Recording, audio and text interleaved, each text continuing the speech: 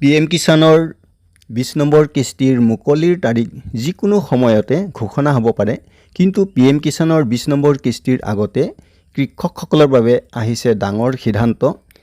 এই কৃষকসকলৰ বাবে বেয়া খবৰ, অৰ্থাৎ কোনসকল কৃষকৰ বাবে বেয়া খবৰ আজি এই ভিডিঅ'ৰ জৰিয়তে জানিব পাৰিব।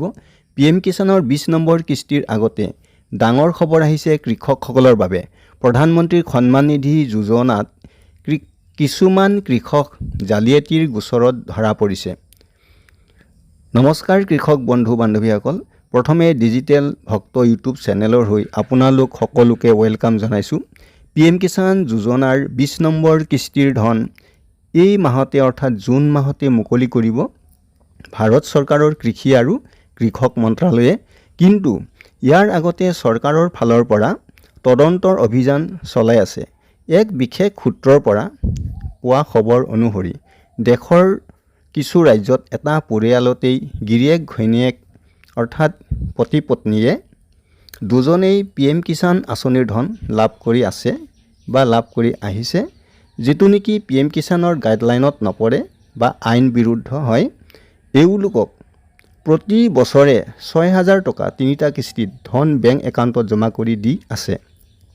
চৰকাৰে এটা পৰিয়ালত গিৰিয়েক ঘৈণীয়েক দুজনেই PM কিষাণৰ আঁচনিৰ ধন পোৱা কৃষকক তন্নতন্নকৈ পৰীক্ষা কৰিবলৈ নিৰ্দেশ দিছে আৰু এওঁলোকৰ জালিয়াতিৰ গোচৰৰ তদন্ত শেষ নোহোৱালৈকে এনেধৰণৰ কৃষকক আহি থকা PM কিষাণৰ 20 নম্বৰ কিস্তিৰ ধন মুকলি কৰি নিদিবলৈ কৃষি বিভাগক নিৰ্দেশ প্ৰদান কৰিছে। কৃষক বন্ধু বান্ধৱীসকল, অৰ্থাৎ যেতিয়ালৈকে এনে কৃষকৰ গোচৰৰ তদন্ত শেষ নহ'ব তেতিয়ালৈকে PM কিষাণৰ কোনো কিস্তিৰ ধন এনে ধৰণৰ কৃষকক দিয়া নহ'ব। এনে কৃষকৰ ভূমি পৰীক্ষা কৰা হ'ব।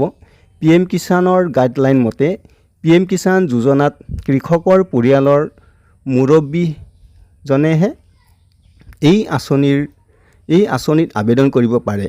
যদি মাটিৰ প্ৰমাণপত্ৰ অৰ্থাৎ মাটিৰ ডকুমেণ্টত গিৰিয়েক ঘৈণীয়েক দুজনৰেই নাম থাকে তেন্তে মাত্ৰ ইয়াৰ যিকোনো এজনেহে অৰ্থাৎ পৰিয়ালৰ এজনেহে আবেদন কৰিব পাৰিব। কিন্তু যদি কোনো পৰিয়ালত মুৰব্বীৰ মৃত্যু হৈছে আৰু তেনে পৰিয়ালত 2টা বা 3টা সন্তান থাকে আৰু সকলো সন্তানে যদি বেলেগে বসবাস কৰি আছে তেন্তে তিনিজনেও PM কিষাণৰ সন্মান নিধি যোজনাত আবেদন কৰিব পাৰিব আৰু সকলোকে প্ৰকৃত কৃষক বুলি ধৰা হ'ব।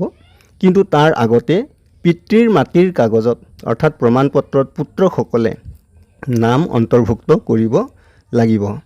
তাৰপিছত ফাৰ্মাৰ ৰেজিষ্ট্ৰি কৰি ভাৰত চৰকাৰৰ PM কিষাণৰ পৰ্টেলত গৈ আবেদন কৰিব পাৰিব।